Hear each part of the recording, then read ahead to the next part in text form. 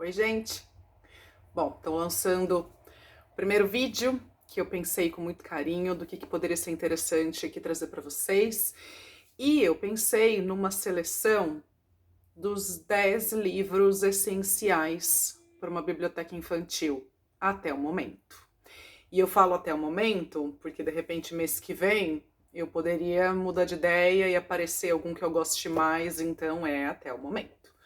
Alguns livros são clássicos de décadas atrás, que tem a ver com a minha infância, e outros eu descobri mais recentemente, seja porque eu comprei mesmo por conta própria, ou porque a minha filha se interessou de tal forma e eu comecei a gostar deles também, por conta dela. Então, vou tentar ser breve com cada um aqui para não ficar praticamente uma live.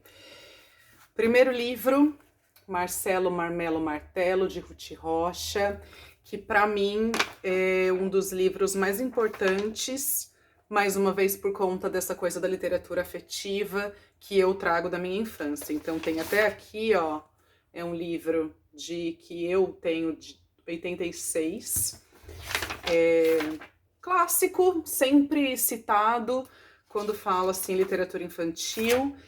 E aí, em parte, a gente gosta de um livro, né? Seja pelo texto, seja pela ilustração. Inclusive tem ilustrações diferentes de umas edições mais recentes que eu estranhei. E eu acho que eu não gosto tanto quanto. Então esse é um dos livros que eu gosto muito, adoro essa aqui, do Marcelo Gritando, que em resumo é um menininho que resolve falar do jeito próprio, dar nome próprio para as coisas. E ele então fala que a moradeira do Latildo embrasou, ao invés de falar que a casinha do cachorro pegou fogo, e aí ninguém se entende. Mas é muito legal porque no final não é um final moralista do tipo, olha, é importante a gente falar a língua que todo mundo fala pra gente se entender. E aí eu não vou dar spoiler do final, mas é muito maravilhoso.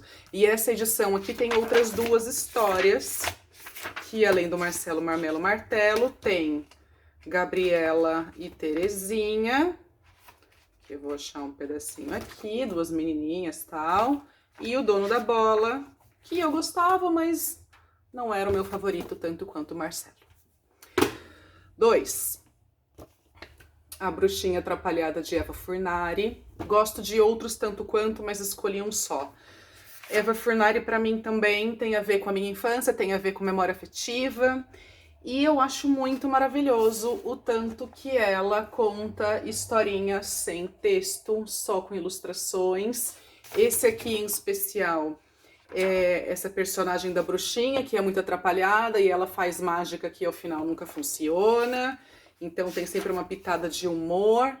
E ele é praticamente em preto e branco e eu acho ele muito maravilhoso. São várias historinhas curtas, as 2, 3 páginas cada uma. Então é muito gostoso de ler com as crianças e elas irem descobrindo alguns detalhes.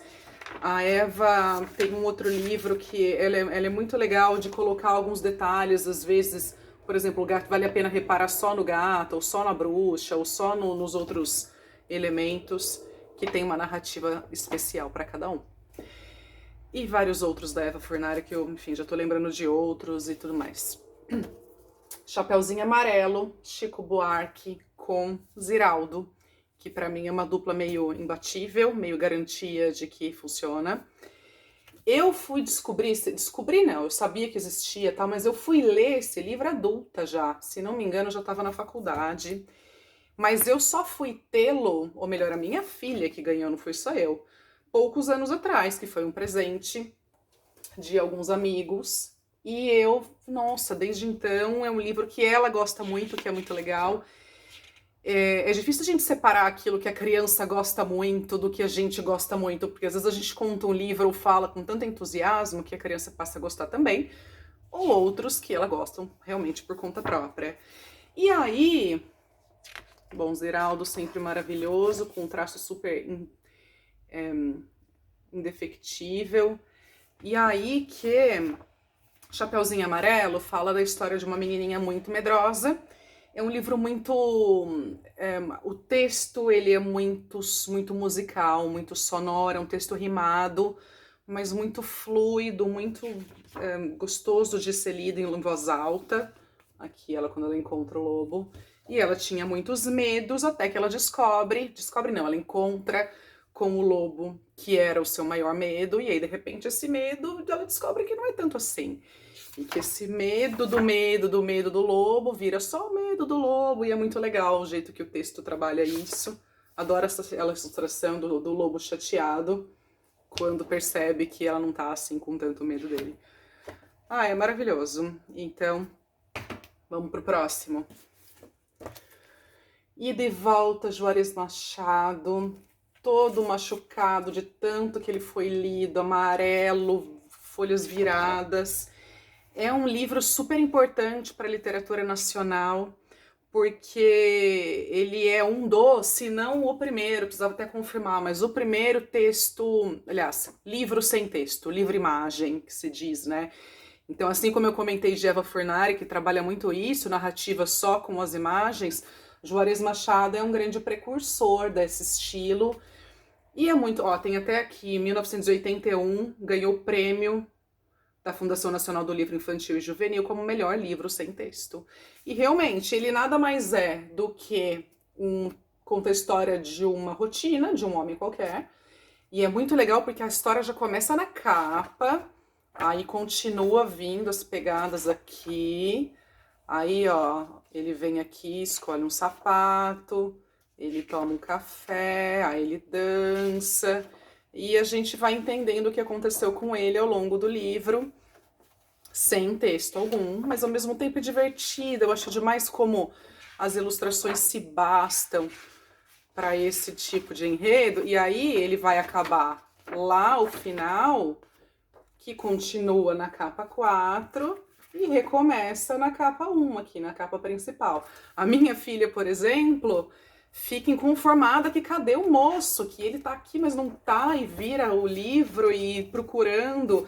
Então ele possibilita uma interação muito legal. Não é necessariamente um livro interativo, como a gente entende hoje, mas ele realmente proporciona uma experiência muito linda, assim, é um dos meus favoritos de todos os tempos, tanto que tá todo machucado, já foi remendado aqui, mas precisa ser de novo. Mais um. Ziraldo Flitz. Bom, Ziraldo vou fazer um vídeo só dele, porque Ziraldo pra mim é um grande mestre, assim, da literatura infantil, não só pra mim, né, pelo amor de Deus. Eu tenho vários títulos dele, vários favoritos, mas Flitz, eu poderia falar de Menino Maluquinho, mas Flitz, ele é, assim como Juarez Machado, mas também muito emblemático para a história da literatura infantil. Ele fez 50 anos, se não me engano, no ano passado, e ele até ganhou edição especial, comemorativa, mas ele é muito experimental de maneira gráfica e a respeito de cores, e como o Ziraldo constrói não só uma história linda, uma história sobre diversidade, sobre aceitação, sobre pertencimento.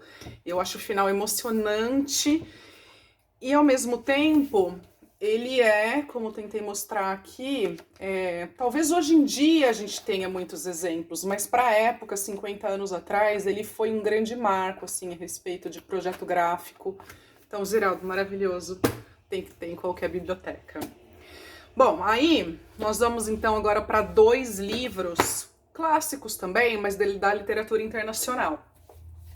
Um é A Casa Sonolenta, que é muito lindo, as ilustrações são demais.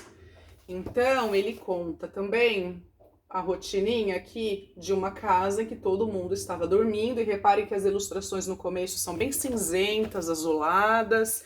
É um livro com pouco texto, e daqueles textos em forma de poeminha, em que vai acrescentando uma coisa, um elemento a outro, né? Então é a avó que estava dormindo, e que de repente o menino deitou em cima da avó, e o cachorro deita em cima do menino, e aí o gato deita em cima do cachorro, e é um texto muito gostoso também de ser lido em voz alta, e até que acontece alguma coisa, que eu também não vou contar, e a casa acorda, e aí a ilustração é toda outra, colorida, vibrante, solar, e é lindo, a gente também gosta muito.